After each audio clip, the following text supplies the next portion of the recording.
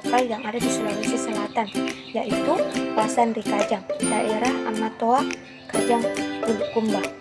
Pasan Rikajang merupakan pandangan hidup komunitas Amatoa yang mengandung etika dan norma yang berkaitan dengan perilaku sosial, perilaku lingkungan terhadap alam sekitarnya, maupun perilaku manusia dengan penciptanya.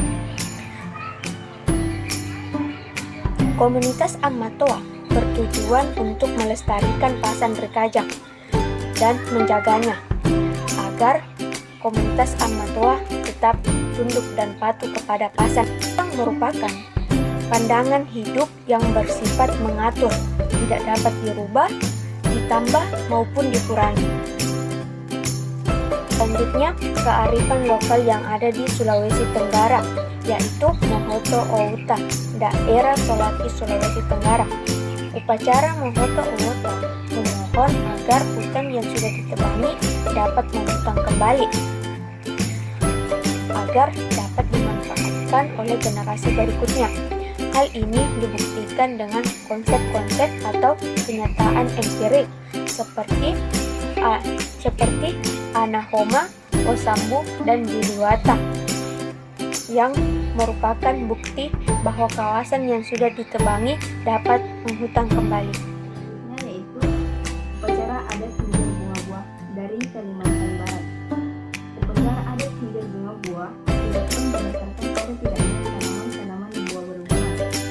Tujuan dari upacara adat ini adalah untuk menjaga agar buah-buahan yang akan dimakan tidak menimbulkan hal-hal yang negatif.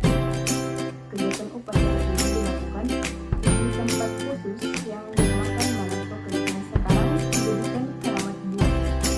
Kemudian kearifan lokal dari Kalimantan Selatan, yaitu dari daerah Banjar, Kapemalian.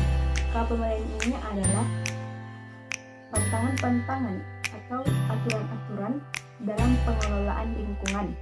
Misalnya, larangan memasuki atau membuka hutan keramat. Selanjutnya, Wewaler, Desa Bondosewo, Jawa Timur. Tradisi bersih desa di Desa Bondosewo dikenal dengan Wewaler, yang merupakan pesan dari leluhur yang bawa desa. Isi pesannya, jika desa sudah rejo, damai sejahtera, maka hendaknya setiap tahun diadakan upacara bersih desa. Tradisi bersih desa disertai kegiatan kebersihan lingkungan secara serentak, yaitu membersihkan jalan-jalan, rumah-rumah, pekarangan, tempat-tempat ibadah dan makam, dan sebagainya. Kearifan lokal ini mencerminkan nilai-nilai Pancasila sila ketiga, Persatuan Indonesia, yang dimana terdapat keterangan dalam Wewaler, yaitu suatu upacara bersih desa. Kemudian Talun, Kampung Duku, Jawa Barat. Bentuk kearifan dalam pengelolaan sumber daya alam dan lingkungan hidup yang dikembangkan masyarakat kesepuhan Pancer. Pengawinan diwujudkan dalam penataan ruang hutan, pelestarian dan pengelolaan air, pengelolaan lahan dengan pengembangan talun.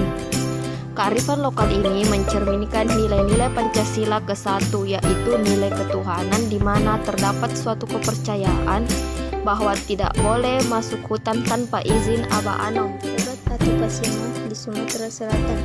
Salah satu bentuk kearifan lingkungan masyarakat pagar alam adalah tebat milik komunal. Tebat dapat dimiliki secara individual maupun kolektif.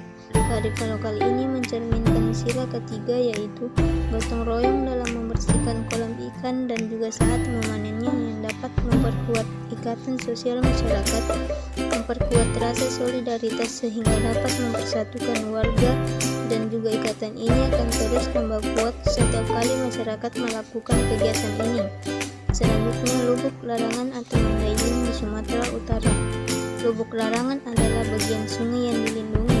Kearifan lokal ini mencerminkan nilai-nilai Pancasila sila ke-1 tentang kepercayaan mereka terhadap hutan langka yang terdapat di Lubuk Larangan sebagai peralatan upacara yang memiliki nilai simbolik yang membuat mereka melindungi Lubuk Larangan agar ikan tersebut tidak terganggu. Selanjutnya, awik-awik dari Lombok Barat dan Bali.